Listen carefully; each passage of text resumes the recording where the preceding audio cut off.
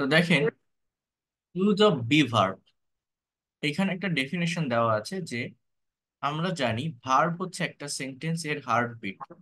Verb ছাড়া আমরা কোনো সেন্টেন্স তৈরি করতে পারি না। এটা হচ্ছে মেইন কথা। ইংলিশে আপনি যখনই একটা সেন্টেন্স তৈরি করতে যাবেন, আপনার অবশ্যই অবশ্যই ভার্বের প্রয়োজন হবে। সমস্ত ভার্বের ভিতরে একটা গুরুত্বপূর্ণ ভার্ব হচ্ছে এই বি ভার্ব, যে ভার্বটি অনেক ফর্মে, অনেক নামে, বিভিন্ন ভাবে একটা সেন্টেন্সে ব্যবহৃত হয়ে থাকে। কোন ভার্ব? এই বি ভার্ব। তো এই বি বি ভার্ব মানে কি এটা আমাকে বুঝতে হবে। দেখেন, বিই, এই যে দুইটা লেটার, এই বি এর বাংলা অর্থ হচ্ছে হওয়া, থাকা বা কোনো কিছুর অবস্থান বোঝানো।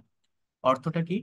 হওয়া, থাকা, অথবা কোনো কিছুর অবস্থান বোঝানো।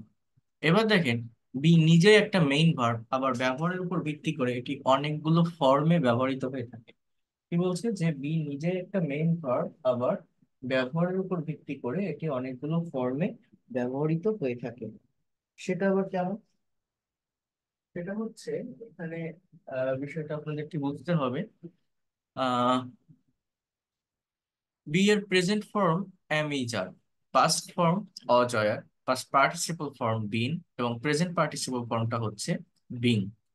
এখন এই যে বি ভার্বের সাতটা ফর্ম, এদের সবগুলোরই মানে হচ্ছে হওয়া, থাকা বা কোনো কিছুর অবস্থান বোঝানো। আর এগুলো টেন্সের পরিবর্তনের উপর নির্ভর করে এক একটা সেন্টেন্সে ব্যবহৃত হয়ে থাকে। টেন্সের পরিবর্তনের উপর নির্ভর করে মানে কি? আমি যদি একটু ব্ল্যাঙ্ক পেজে গিয়ে দেখাই, বোঝার ট্রাই করেন একটু। সবাই একটু ভালোভাবে বিষয়গুলোকে নেওয়ার চেষ্টা করবেন। মূলত মেইন যে বিষয় সেটা হচ্ছে, দেখেন, আমাদের প্রত্যেকটা ভার্বের পাঁচটা ফর্ম থাকে, যেটা আমি আগের ক্লাসগুলোতে আমি আপনাদেরকে বলছি। For example, right. এই রাইট মানে হচ্ছে লেখা। এখন এর পাস্ট ফর্ম হচ্ছে রোট, এর পাস্ট পার্টিসিপল ফর্ম হচ্ছে রিটেন, এর প্রেজেন্ট পার্টিসিপল ফর্ম হচ্ছে রাইটিং, এর থার্ড পার্সন ফর্ম হচ্ছে রাইটস। এরকম ভাবে এই ভার্বটার কিন্তু আমার পাঁচটা ফর্ম আছে, আমরা সবাই জানি। এরকম প্রত্যেকটা ভার্বের আমার ফর্ম থাকে।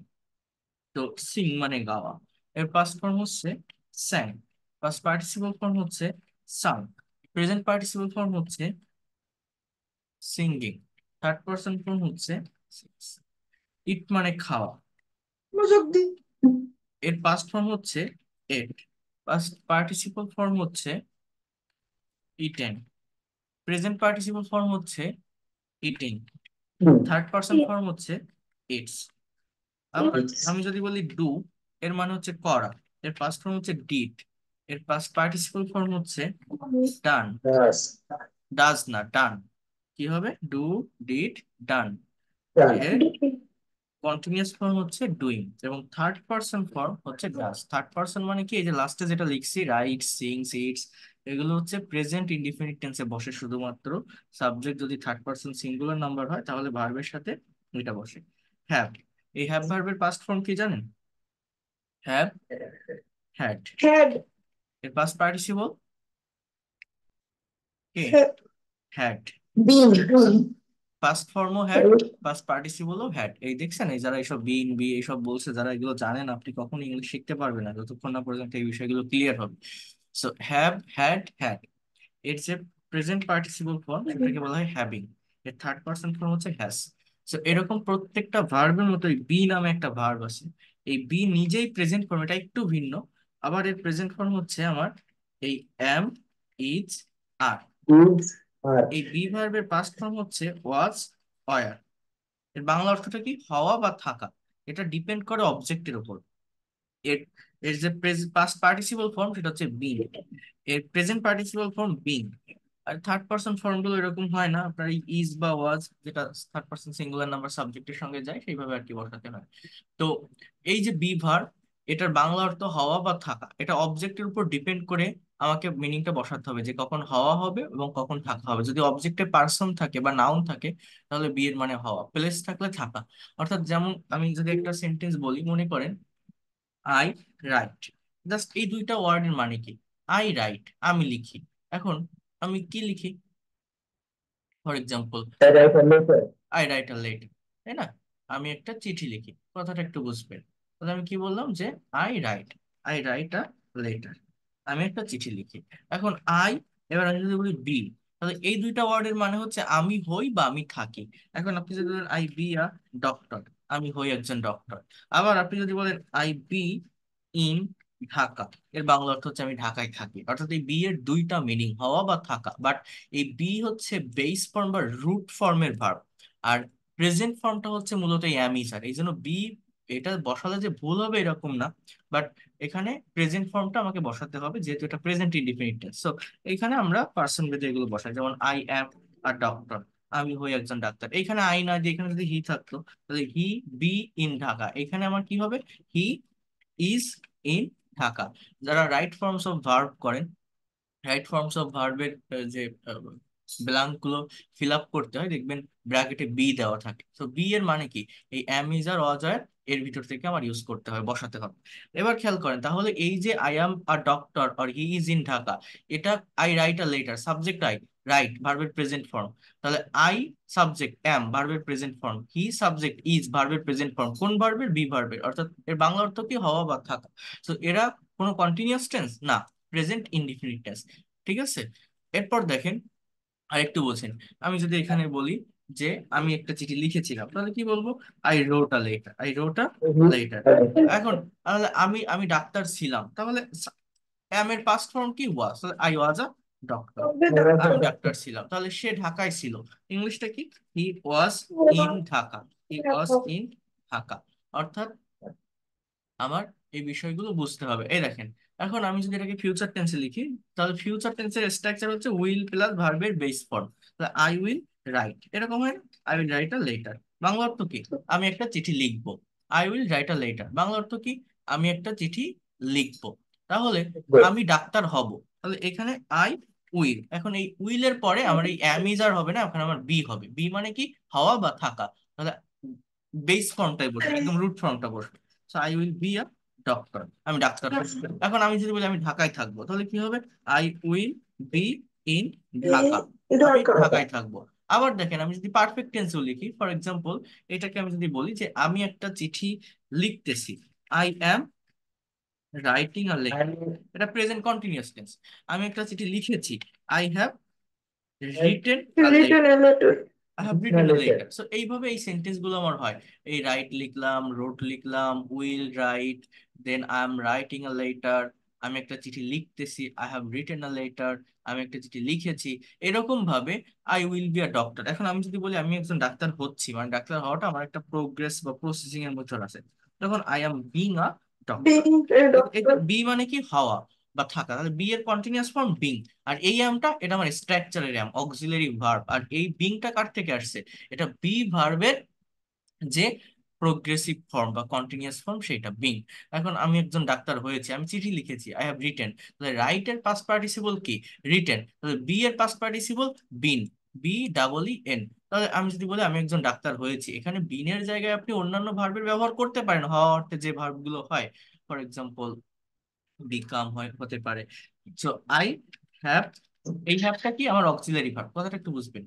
I have bin a doctor, এর বাংলা অর্থ কিন্তু আমি একজন ডাক্তার হয়েছে। এখন আমরা মনে করি কি যে হ্যাভ বিন বা এই যে অ্যাম্বিং, এই অ্যাম্বিং বসে প্যাসিভের স্ট্রাকচারে কন্টিনিউয়াস টেন্সে, আবার হ্যাভ বিন বসে পারফেক্ট কন্টিনিউয়াস টেন্সে অথবা প্যাসিভের স্ট্রাকচারে।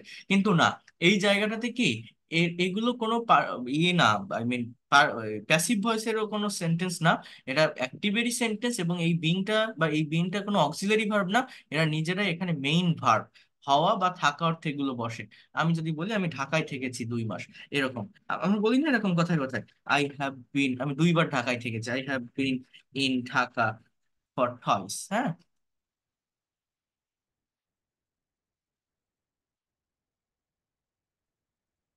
I have been in Dhaka for 2 month, আমি 2 মাসের জন্য ঢাকায় থেকেছি, মানে ঢাকায় থেকেছিলাম, ঢাকায় ছিলাম, এরকম।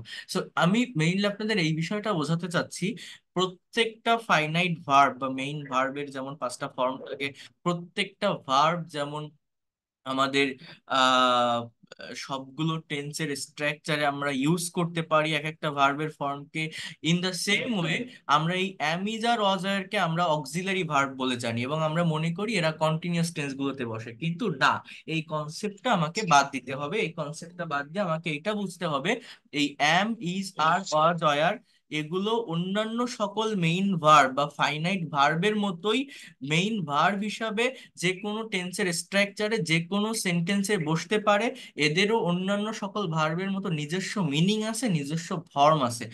যখন অক্সিলারি ভার্ব হিসেবে বসবে তখন সেই কথাটা আলাদা, তখন তারপরে আরেকটা মেইন ভার্ব বসে। কিন্তু এই ভার্বগুলো নিজেরাই নিজেদের একটা মিনিং আছে, সেটা হচ্ছে কি হওয়া বা থাকা। এটা আমি বুঝবো কিভাবে কখন হওয়া হবে বা কখন থাকা হবে? যদি দেখি আমার অবজেক্টে পার্সন আছে বা এরকম নাউন আছে, তখন বি এর মানে হওয়া। এটা মানে সেন্টেন্স তৈরি করলেই বোঝা যাবে, ওটা অটোমেটিক আপনার এসে এসে যাবে ওটা। হ্যাঁ। আর যদি প্লেস থাকে বা জায়গা থাকে, তখন এই বি এর মানে থাকা। এবং বি বলতে কাকে বোঝাচ্ছে? বি বলতে am, is, are, was, were, been, being, এই সবগুলো ভার্বকেই বোঝাচ্ছে। কি বললাম বুঝতে পারছেন? Am, is, are, was, were, been, being সবগুলো ভার্বকেই বোঝাচ্ছে বি বলতে। এবং আবারও বলছি, অন্যান্য সকল ফাইনাইট ভার্ব বা মেইন ভার্বের মতো এই ভার্বগুলো যে কোনো টেন্সের স্ট্রাকচারে মেইন ভার্ব হিসাবে বসতে পারে। অন্যান্য ভার্বের মতো এদেরও ফর্ম আছে। আমি কি আপনাদের বিষয়টা বোঝাতে পারলাম? কেউ কি বুঝতে পারছেন আমার কথাটা? জি স্যার। হ্যাঁ। আমরা যে জি মনে স্যার। করি যে এই am, is, are, was, were auxiliary verb এরা কন্টিনিউয়াস টেন্সে বসে, কিন্তু কন্টিনিউয়াস না। আমি যদি বলি তাহলে যে মনে করেন, আচ্ছা আমি দেখাই দিই, বোঝার ট্রাই করেন। এইখানে দেখেন সুন্দর করে লেখা আছে, এই পিডিএফ ফাইলটা দিলে আপনারা নিজেরা একটু সুন্দর করে পড়ে ফেলবেন। দেখেন এখানে লেখা আছে, আমি আগেই বলেছি বি নিজেই একটা ভার্ব যার মানে হওয়া, থাকা বা কোনো কিছুর অবস্থান বোঝায়। এখানে বি নিজেই প্রেজেন্ট ফর্মে ব্যবহৃত হতে পারে, আবার এর প্রেজেন্ট ফর্ম গুলো হচ্ছে অ্যাম, ইজ, আর। অ্যাম কখন হয়? সাবজেক্ট যদি আই হয় তাহলে সাবজেক্টের পরে অ্যাম বসে, এটা অনেক সুন্দরভাবে দেওয়া আছে, আপনারা দেখে নেবেন। সাবজেক্ট যদি হি, সি, ইট অথবা কোনো থার্ড পার্সন সিঙ্গুলার নাম্বার হয় তাহলে ইজ বসে। সাবজেক্ট যদি we, you, they and third person plural হয় তাহলে আর বসে। আমাদের মনে রাখতে হবে যে am, is, are present tense এর ভিতর শুধুমাত্র present indefinite and present continuous টেন্সে ব্যবহৃত হয়। প্রেজেন্ট ইনডিফিনিট টেন্স এটা নিজেই একটা মেইন বা প্রিন্সিপাল ভার্ব হিসাবে বসে, এবং প্রেজেন্ট কন্টিনিউয়াস টেন্স এটা অন্য কোনো মেইন ভার্বের পূর্বে অক্সিলারি বা হেল্পিং ভার্ব হিসাবে বসে সেন্টেন্স গঠনে সাহায্য করে। তাহলে অ্যাম, ইজ, আর এই যে তিনটা ওয়ার্ড বা এই তিনটা ভার্ব আমার প্রেজেন্ট ইনডিফিনিট টেন্সেও হবে, আবার প্রেজেন্ট কন্টিনিউয়াস টেন্সেও হবে। প্রেজেন্ট ইনডিফিনিট টেন্সে যখন হবে, এই ফাংশন এই কনসেপ্ট গুলো ক্লিয়ার করা দরকার, ক্লিয়ার করে নিবেন।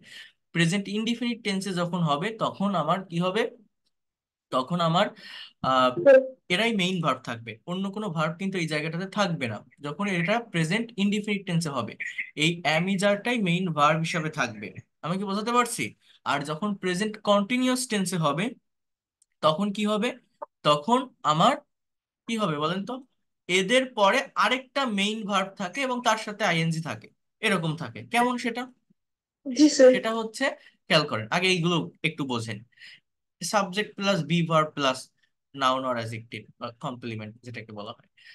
এই যে কিছু সেন্টেন্স আপনারা এখানে দেখছেন, আই এম আ ডক্টর, আমি হই একজন ডাক্তার। হি ইজ আ টিচার, সে একজন শিক্ষক। They are farmer, Rahim is a good boy.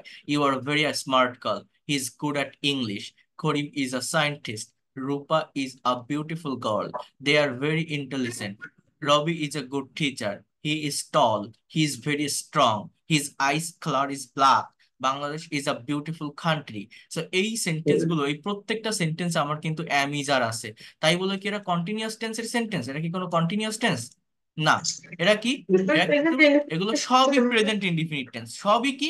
Present indefinite tense. সাবজেক্টের পর ভার্বের প্রেজেন্ট ফর্ম বসছে, কোন ভার্বের? বি ভার্বের। বি ভার্বের প্রেজেন্ট ফর্ম কি? অ্যাম, ইজ, আর। এবং এটা পার্সন ভেদে আমাকে বসাতে হচ্ছে, হি, সি, ইট থাকলে ইজ, আই থাকলে অ্যাম, উই, ইউ, দে থাকলে আর। তাহলে তাহলে এগুলো কি? Present indefinite tense, not continuous. তাহলে আমাদের এইটা বুঝতে হবে যে শুধুমাত্র, আমাদের এটা বুঝতে হবে যে শুধুমাত্র অ্যামিজার থাকলেই সেটা কন্টিনিউয়াস টেন্স হয় না। আজকে না গতকাল আমাকে কে যেন একটা স্ক্রিনশট দিয়ে দিছিল, আমি যে 500 এক্সাম্পল দিছিলাম, একজন ওই সেন্টেন্স গুলো দেখায় আমাকে বলতেছিল যে দেখা যাচ্ছে কন্টিনিউয়াস এর মতো প্রেজেন্ট ইনডিফিনিট কেন এগুলো। কে দিছিলেন আমি জানি না, এখানে আছেন সে? আমাকে মানে ছবি স্ক্রিনশট দিয়ে দিছিলেন। কে দিছিলেন? আপনি রমজান উদ্দিন? রমজান উদ্দিন। হ্যাঁ। হ্যাঁ, তাহলে বুঝতে পারছেন এখন তাহলে বুঝতে বিষয়টা কি? পারছেন? গুড। তো এটা এই এই কনসেপ্ট গুলো ক্লিয়ার করতে হবে। এরপর দেখেন, তাহলে এগুলো আমার প্রেজেন্ট ইনডিফিনিট টেন্স আছে। আচ্ছা, আর প্রেজেন্ট কন্টিনিউয়াস টেন্সটা, আচ্ছা আরেকটা কথা বলি, এই সেন্টেন্স গুলোকে আপনি যখন নেগেটিভ বা ইন্ট্রোগেটিভ করবেন, তখন আপনার এই ভার্ব গুলোর সাথে নট বসালে সেন্টেন্স নেগেটিভ হবে। এই ভার্ব গুলো সাবজেক্টের কি হয়?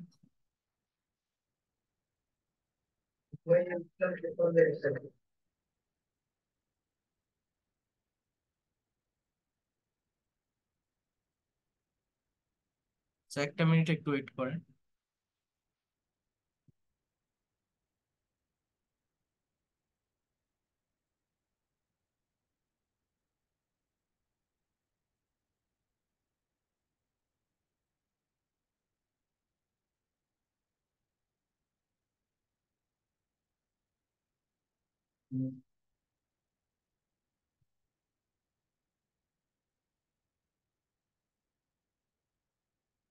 আচ্ছা, শোনা যায় আমাকে এখন? Can you hear me properly? Am I audible?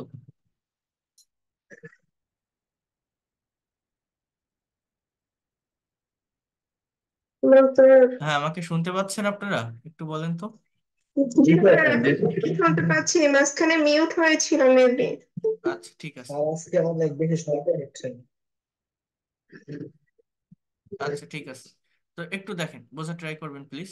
I am requesting to all of you. So here you can see, দেখেন যেটা বলছিলাম, আহ, রহিম ইজ এ স্টুডেন্ট। রহিম একজন ছাত্র।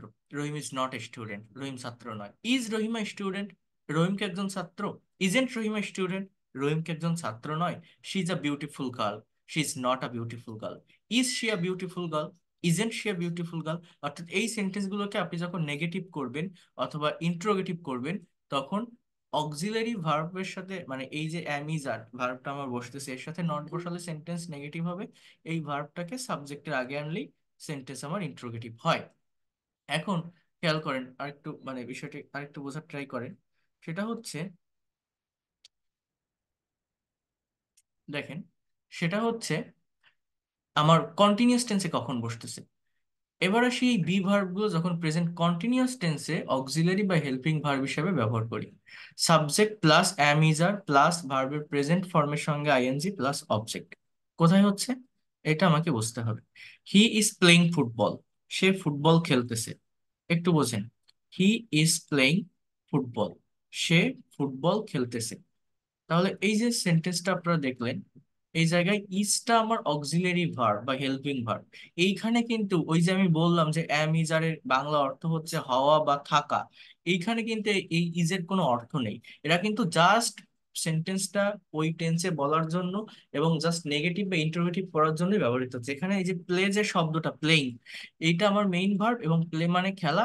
এই ভার্বটারই অর্থ মূলত এই সেন্টেন্সে কিন্তু প্রকাশ পায়। He is playing football, Bangla অর্থ কি, যে সে ফুটবল খেলছে। সে ফুটবল খেলছে। অর্থাৎ এই বিষয়টাও মনে রাখবেন, যখন আমার এই অ্যাম ইজ আর অজয় আমার মেইন ভার্ব হিসেবে না বসে অক্সিলারি ভার্ব হিসেবে বসবে, তখন কিন্তু এদের কোনো মিনিং থাকে না। হ্যাঁ, এরা জাস্ট সেন্টেন্সটাকে ওই স্ট্রাকচারে মেনটেন করার জন্য বসে এবং নেগেটিভ ইন্ট্রোগেটিভ করার জন্য ব্যবহৃত হয়। দে আর ড্রয়িং আ পিকচার, তারা একটা ছবি আঁকছে। Karim is working at a company, Karim একটা কোম্পানিতে কাজ করছে। I am doing my homework, আমি আমার হোমওয়ার্ক করতেছি। She is going to the market, সে বাজারে যাচ্ছে। You are writing a letter, তুমি একটা চিঠি লিখছো। তাহলে এই জায়গাটাতে আমাদের মূলত কি হচ্ছে, এই বিষয়টা ভালোভাবে বোঝেন। আমার প্লেইং, ড্রয়িং, ওয়ার্কিং, ডুইং, এগুলো কিন্তু আমার মেইন ভার্ব, আর এই অ্যামিজার এরা এখানে অক্সিলারি ভার্বের কাজ করছে, এবং এইগুলোকে আমরা মূলত বলছি প্রেজেন্ট কন্টিনিউয়াস টেন্স। আর এই সেন্টেন্স গুলো কিভাবে নেগেটিভ বা ইন্ট্রোগেটিভ করতে হয় সেটা তো আমি গত ক্লাসে বলছিলাম। যেমন দেখেন, জাস্ট যে কোনো সেন্টেন্সকে নেগেটিভ বা ইন্ট্রোগেটিভ করার জন্য অক্সিলারি ভার্বের সাথে নট বসালে সেন্টেন্সটা নেগেটিভ হয়। অক্সিলারি ভার্বকে সাবজেক্টের আগে আনলে ইন্ট্রোগেটিভ হয়, এবং তার আগে যদি আপনি ডাব্লিউএইচ ওয়ার্ড অ্যাড করেন, তাহলে ডাব্লিউএইচ ওয়ার্ড যুক্ত ইন্ট্রোগেটিভ সেন্টেন্স তৈরি হয়। যেমন, ইউ আর ইটিং রাইস, তুমি ভাত খাচ্ছ। You are not eating rice, তুমি ভাত খাচ্ছ না। আর ইউ ইটিং রাইস, তুমি কি ভাত খাচ্ছ? আরন্ট ইউ ইটিং রাইস, তুমি কি ভাত খাচ্ছ না? দে আর প্লেইং ফুটবল, তারা ফুটবল খেলছে। দে আর নট প্লেইং ফুটবল, তারা ফুটবল খেলছে না। আর দে প্লেইং ফুটবল, তারা কি ফুটবল খেলছে? আর দে প্লেইং ফুটবল, তারা কি ফুটবল খেলছে? আরন্ট দে প্লেইং ফুটবল, তারা কি ফুটবল খেলছে না? তারা কি ফুটবল খেলছে না? এইভাবে দেখেন, এদের আগে যদি আপনি ডাবল ইউএস ওয়ার্ড অ্যাড করেন, খেয়াল করেন তো, আমি জাস্ট এতটুকু বলি যে আর দে প্লেইং ফুটবল, এর উত্তরটা কিন্তু ইয়েস বা নো দিয়ে কমপ্লিট করা যায়। এই অক্সিলারি ভার্ব দিয়ে যে কোশ্চেন গুলো হয়, এই কোশ্চেন গুলোকে মূলত ইয়েস নো কোশ্চেন বলে। এবং এর আগে যদি আপনি একটা WH ওয়ার্ড অ্যাড করেন, তাহলে সেটাকে ইনফরমেটিভ কোশ্চেন বলে। যেমন where are they playing football, তারা কোথায় ফুটবল খেলছে। Why are they playing football, তারা কেন ফুটবল খেলছে। How are they playing football, তারা কিভাবে ফুটবল খেলছে।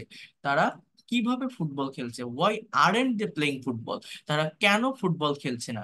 এইভাবে WH word plus auxiliary verb plus subject plus main verb, যে কোনো কোশ্চেন এইভাবেই তৈরি হয়।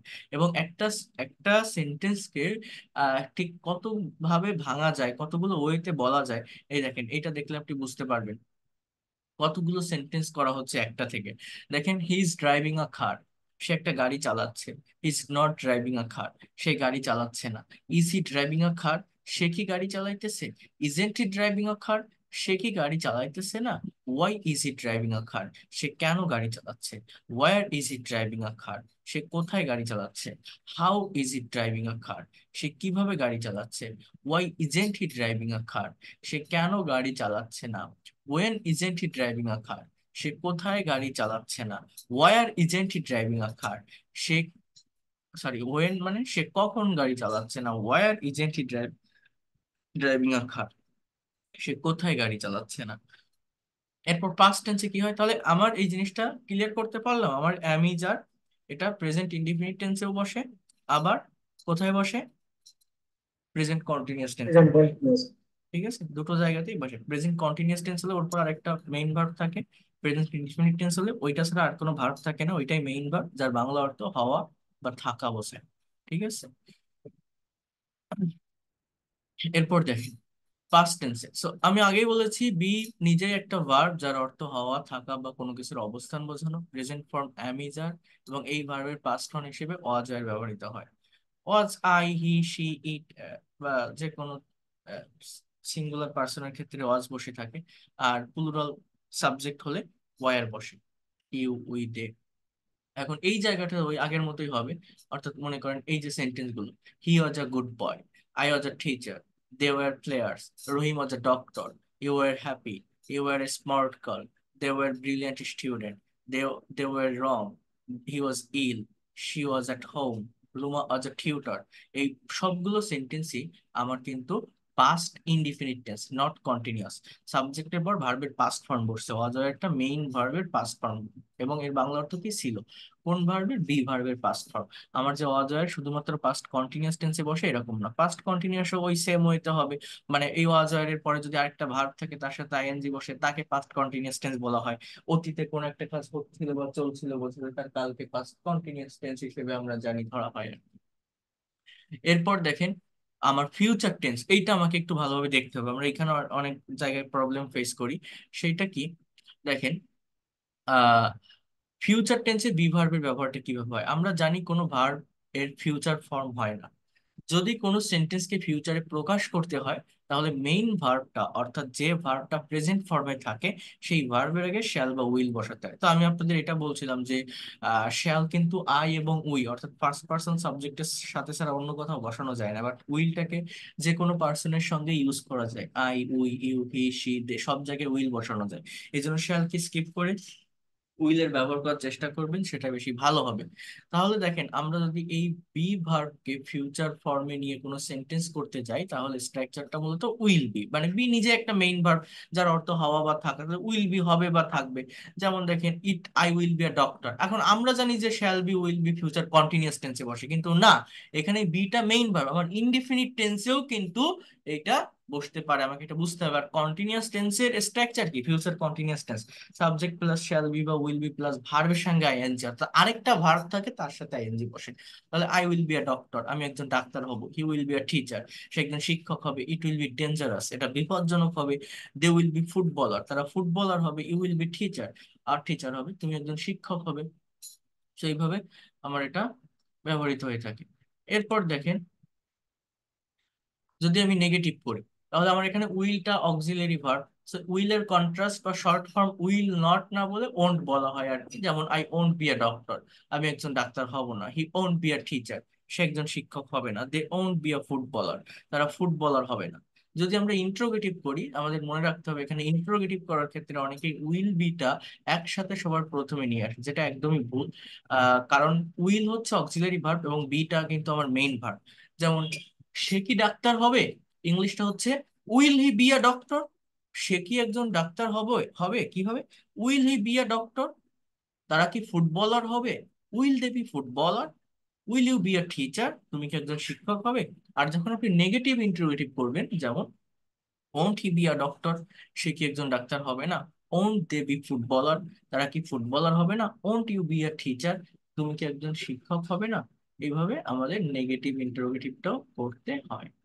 এরপর দেখেন future continuous tense. Future continuous tense হচ্ছে কোনো কাজ ভবিষ্যতে চলতে থাকবে বোঝায়। এই টেন্সে যে ভার্বটা ব্যবহার হয় সেটা উইলের সাথে অক্সিলারি ভার্ব বসে এবং এর সাথে আরেকটা ভার্ব থাকে যেটা মেইন ভার্ব হিসেবে বলবে, এবং সেই ভার্বটার সাথে মূলত আমার কিন্তু আইএনজি যুক্ত হয়। যেমন দেখেন সাবজেক্ট প্লাস শ্যাল বা উইল বি প্লাস ভার্বের সাথে আইএনজি প্লাস অবজেক্ট, এটা হচ্ছে ফিউচার কন্টিনিউয়াস টেন্স। এর ডেফিনেশনটা কি, মানে কোন ধরনের কথার ক্ষেত্রে আমরা মূলত এই টেন্সটাকে ব্যবহার করব। এটা হচ্ছে ভবিষ্যতে কন্টিনিউয়াসলি কোনো একটা কাজ হতে থাকবে বা চলতে থাকবে বোঝালে তাকে আমরা মূলত ফিউচার কন্টিনিউয়াস টেন্স বলে থাকি। ভবিষ্যতে কোনো একটা কাজ হতে থাকবে বা চলতে থাকবে এরকম বোঝায়। যেমন I will be eating rice, আমি ভাত খেতে থাকবো। He will be driving a car, সে একটা গাড়ি চালাইতে থাকবে। They will be playing football, তারা ফুটবল খেলতে থাকবে। You will be doing this work, তুমি এই কাজটা করতে থাকবে। তুমি এই কাজটা করতে থাকবে। Ruma will be drawing a picture, Ruma ছবি আঁকতে থাকবে। Karim will be going to Dhaka, Karim ঢাকায় যেতে থাকবে। We will be learning English, আমরা ইংরেজি শিখতে থাকবো। তাহলে বাংলা সেন্স গুলো হচ্ছে এমন, শ্যাল বি বা উইল বি এর পরে ভার্বের সাথে আইএনজি, এটা ফিউচার কন্টিনিউয়াস টেন্স। আর কোথাও যদি দেখেন উইল বি এর পরে আমার ডিরেক্টলি নাউন বা অ্যাডজেক্টিভ বা অবজেক্ট কমপ্লিমেন্ট, তখন ওই বিটাই কিন্তু আমাদের মূলত মেইন ভার্ব। এগুলোরও নেগেটিভ ইন্টারোগেটিভ সেম ওয়েতে করতে হবে, যেহেতু উইলটা auxiliary verb. So I won't be eating rice, আমি ভাত খেতে থাকবো না। He won't be driving a car, সে গাড়ি চালাইতে থাকবে না। They won't be playing football, তারা ফুটবল খেলতে থাকবে না। Will I be eating rice, আমি কি ভাত খেতে থাকবো। Will he be driving a car, সে কি গাড়ি চালাইতে থাকবে। Will they be playing football, তারা কি ফুটবল খেলতে থাকবে। Will Ruma be drawing a picture, Ruma কি একটা ছবি আঁকতে থাকবে। আর নেগেটিভ ইন্টারোগেটিভটা কি, won't I be eating rice, আমি কি ভাত খেতে থাকবো না। Won't he be driving a car, সে কি গাড়ি চালাইতে থাকবে না। Won't they be playing football, তারা কি ফুটবল খেলতে থাকবে না। Won't Ruma be drawing a picture, Ruma কি ছবি আঁকতে থাকবে না। সো এইভাবে এই সেন্টেন্স গুলো আর কি আমার তৈরি হয়ে থাকে। তাহলে এই ইনডিফিনিট এবং কন্টিনিউয়াস টেন্স এবং এই বি ভার্বের যে বিষয়টা, এটা কি আপনারা বুঝতে পারছেন ওভারঅল কি কি বললাম। আমরা যেটা মনে হ্যাঁ, করি বুঝতে পারছি।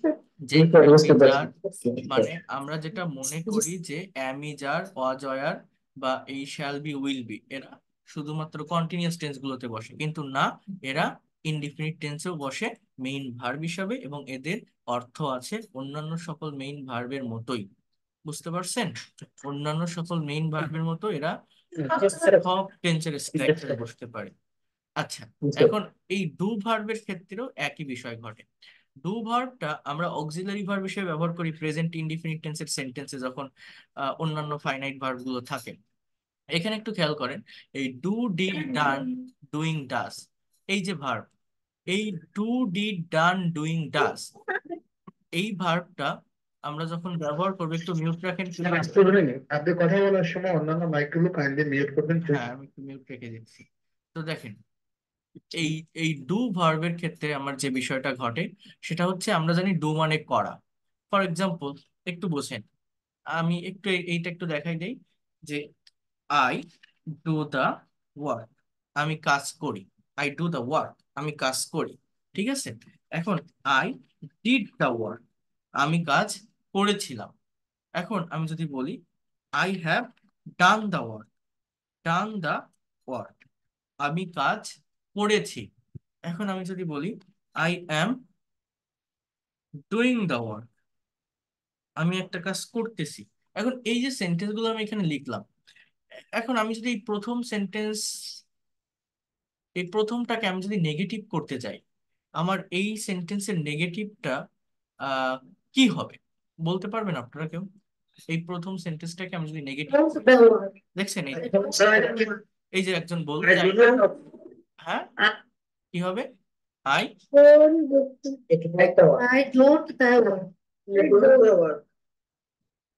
কেউ বলতে পারবেন কি হবে? এনিওন? নেগেটিভ করবো স্যার। হ্যাঁ নেগেটিভ। I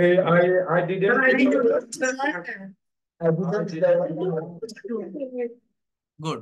তাহলে এটা এই যে আপনারা বললেন যে এটা বলছেন যে আই ডোন্ট দা ওয়ার্ক, এটা কি আমার সেন্টেন্স হবে? হবে? এটা আমার সেন্টেন্স হবে না।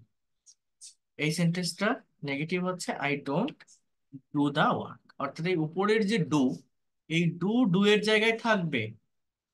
এই যে ডোন্ট আমি লিখলাম, এই ডোন্ট আমার এই ডু না, এই উপরের ডু এর সাথে নট বসায় আমি এখানে ডোন্ট বানাইনি। এই ডোন্টটা আমার স্ট্রাকচারের ডোন্ট, এটা আমার নিয়ম যে প্রেজেন্ট ইনডিফিনিট টেন্সের সেন্টেন্সকে নেগেটিভ করতে গেলে ডু নট ডাজ নট লাগবে, এটা সব জায়গাতেই লাগবে। আর এই ডুটা আমার প্রেজেন্ট ফর্মে আছে। তাহলে আমি যদি বলি হি ডাজ দা ওয়ার্ক, সে কাজ করে, সাবজেক্ট থার্ড পারসন, মানে ডাজ দা ওয়ার্ক বলতে আমি যদি বলি হি ড্রাইভস আ কার, সে একটা গাড়ি চালায়, তাহলে এটা নেগেটিভ কি? যে হি ডাজেন্ট, আমার প্রেজেন্ট ইনডিফিনিট টেন্সে ডু ডাজ এর ব্যবহার করে করতে হয়, he doesn't drive a car, সে একটা গাড়ি চালায় না। তাহলে এইটার নেগেটিভ ইন্টারোগেটিভ যদি এরকম হয়, তাহলে হি ডাজ দা ওয়ার্ক, এইটার নেগেটিভ কি he does not the work হবে? না, কি হবে? হি ডাজেন্ট, এই যে ডাজেন্টটা আমি লিখলাম, এই ডাজেন্ট মানে এই উপরের ডাজ না, এটা আমার স্ট্রাকচারের does, subject third person singular number থাকলে ডাজ বসে। আর এই যে ডাজ, এই ডাজ হয়ে যায় আমার ডু, মেইন ভার্বটা প্রেজেন্ট ফর্মে চলে আসে, he doesn't do the work. কথাটা একটু বোঝেন। আমি যদি বলি আই ডিড দ্য ওয়ার্ক, আমি কাজ করেছিলাম, তাহলে আমি কাজ করিনি। আই ডিড নট দ্য ওয়ার্কটা, এই যে আই ডিড নট মানে এই উপরের ডিডের সাথে আমি নট বসাইনি এখানে। এই যে ডিড নট, এটা আমি বাইরে থেকে আনছি, আমার সমস্ত সেন্টেন্স এটা লেখা লাগবে। পাস্ট ইনডিফিনিট টেন্সের সেন্টেন্স মানেই নেগেটিভ বা ইন্টারোগেটিভ করতে গেলে আমার এই ডিড নট লেখা লাগবে। তাহলে আই ডিড নট, আর ওই উপরের যে ডিড ওইটা চলে আসে প্রেজেন্ট ফর্মে, ডু দা ওয়ার্ক, আমি কাজ করিনি। যেমন আমি যদি বলি যে সে একটা বই বিক্রি করেছিল, তাহলে বিক্রি করা ইংরেজি সেল, এর পাস্ট ফর্ম হচ্ছে সোল্ড। আমার পাস্ট ইনডিফিনিট টেন্সের স্ট্রাকচার হচ্ছে সাবজেক্টের পর ভার্বের পাস্ট ফর্ম বসাতে হয়। তাহলে হি সোল্ড আ বুক, কথাটা বোঝেন, সে একটা বই বিক্রি করেছিল, হি সোল্ড আ বুক, সে একটা বই বিক্রি করেছিল। তাহলে আমি যদি বলি যে সে একটা বই বিক্রি করেনি, যদি আমি নেগেটিভ করি, তখন হি ডিডের ব্যবহার করতে হয়। আমার এটা নিয়ম, স্ট্রাকচারের নিয়ম, পাস্ট ইনডিফিনিট টেন্সের সেন্টেন্সকে নেগেটিভ বা ইন্টারোগেটিভ করতে গেলে ডিডের ব্যবহার করতে হবে।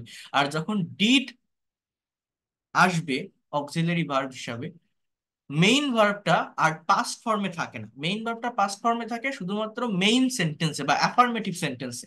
নেগেটিভ বা ইন্টারোগেটিভ করলে মেইন ভার্বটা প্রেজেন্ট ফর্মে চলে আসে, he didn't sell the book, sell the book, তাহলে সে বইটা বিক্রি করেনি, তাহলে হি ডিড দ্য ওয়ার্ক, সে কাজ করেছিল। He didn't do the work, অর্থাৎ এই ডিড হচ্ছে এই ডু হয়ে গেছে, এই সোল্ড হচ্ছে এই সেল হয়ে গেছে।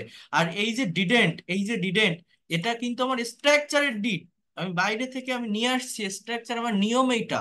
নেগেটিভ করতে গেলে পাস্ট টেন্সে আমার এটা ব্যবহার করতে হবে, সে কি বইটা বিক্রি করেছিল, did he do the work.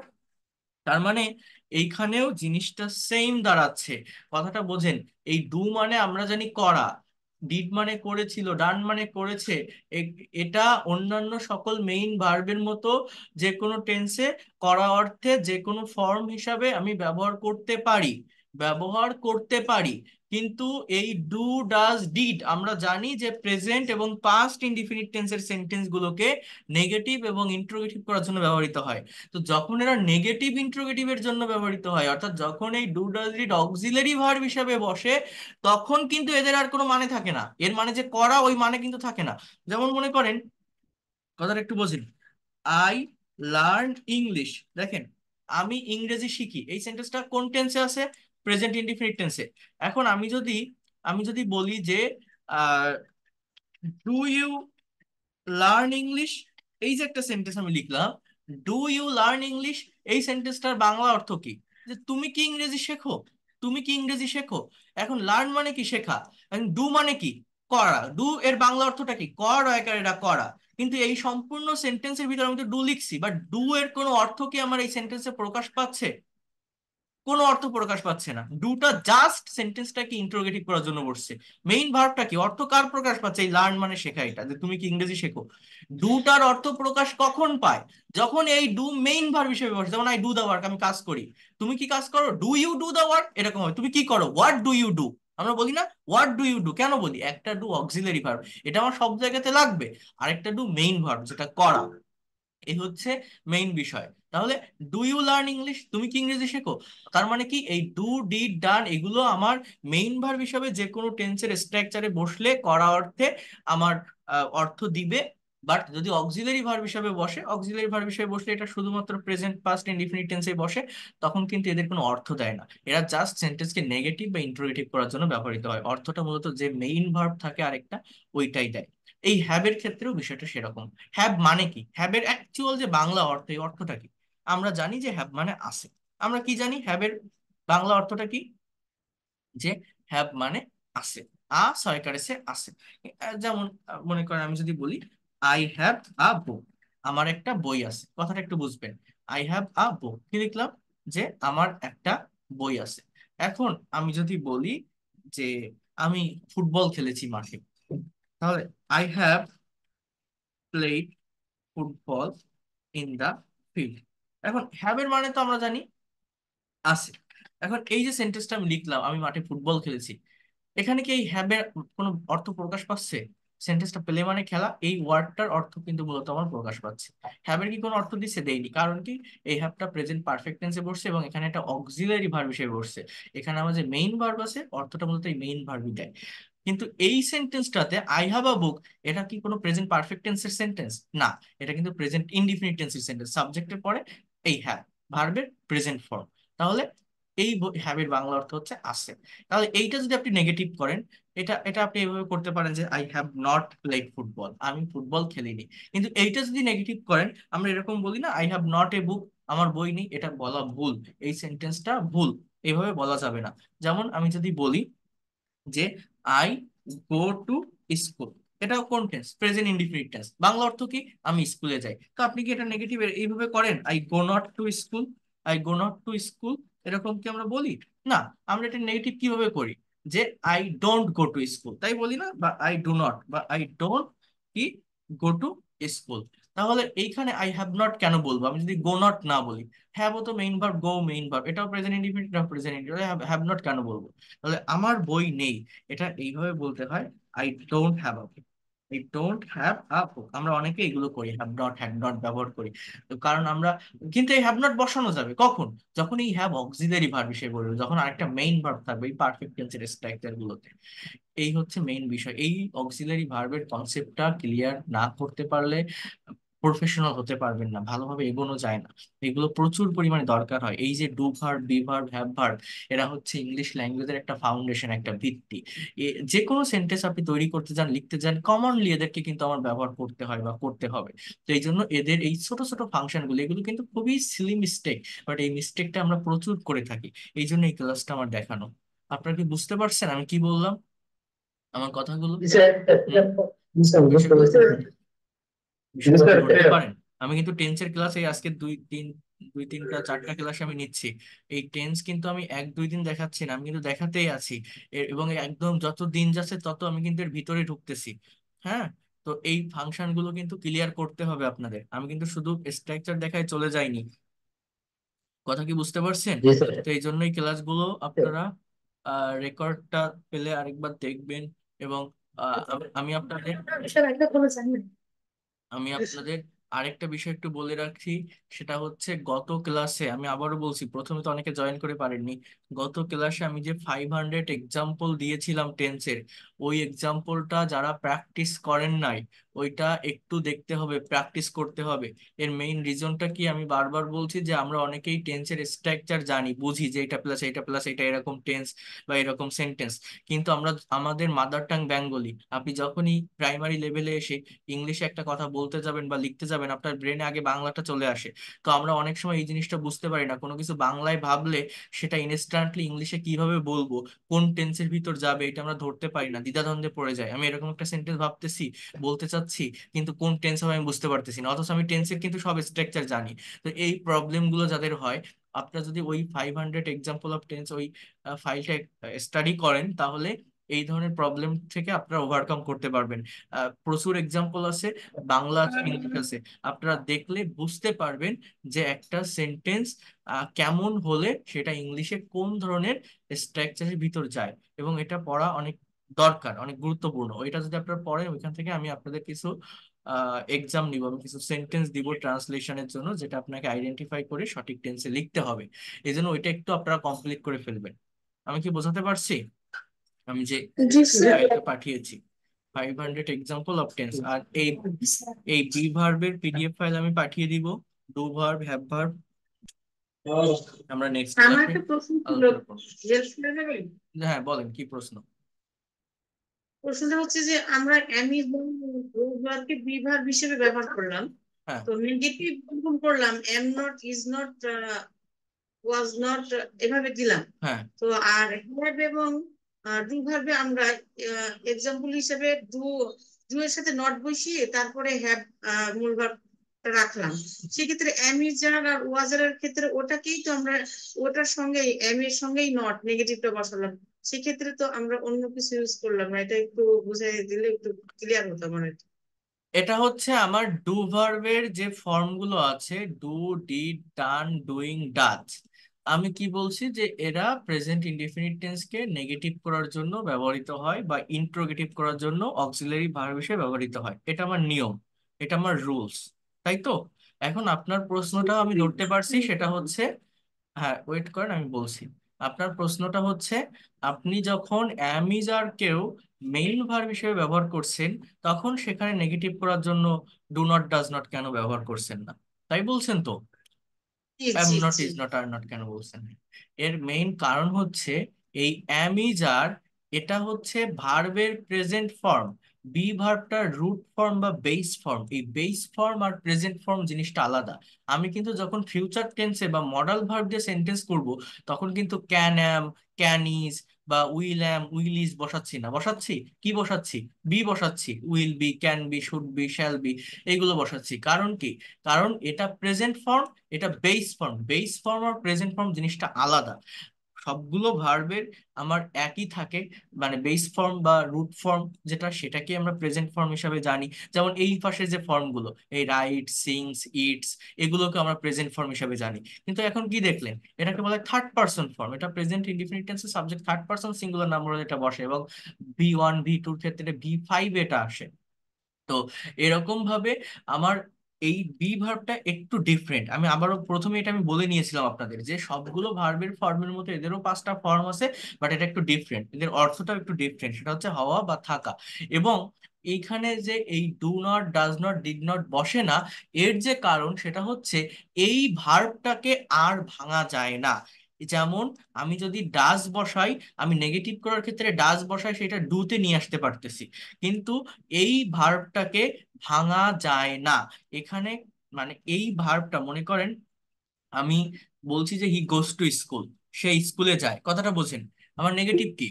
He doesn't go to school. কিন্তু এই অ্যাম তো অ্যামই, এটাকে কি কখনো অন্য কোনো ভাবে, অন্য কোনো মুডে আপনি ভাঙতে পারবেন? কোথাও নিতে পারবেন? নেওয়া যায় না। অর্থাৎ এই ভাঙা না যাওয়ার কারণে এই ভার্বটা আমার, মানে যখন আপনি এগুলো মেইন ভার্ব হিসেবে রাখছেন প্রেজেন্ট ইনডিফিনিট টেন্সে বা পাস্ট ইনডিফিনিট টেন্সে, তখন এদের সাথে নট বসায় আমার এই সেন্টেন্স গুলোকে নেগেটিভ বা ইন্টারোগেটিভ করতে হবে। এটা একটু ডিফারেন্ট, একটু ভিন্ন ধর্মী এই ভার্বটা অন্যান্য সকল ভার্বের থেকে। আমার কথা বুঝতে পারছেন কি বললাম? এটা জি একটু ডিফারেন্ট, এটাকে এইভাবে ইউজ করতে হবে। যেমন আমার এখানে হ্যাজ আছে, এই হ্যাজ কে ভেঙে আপনি হ্যাবে আনতে পারবেন, কিন্তু আপনি এই ওয়াজ কে বা ওয়্যার কে ভাঙতে পারবেন না।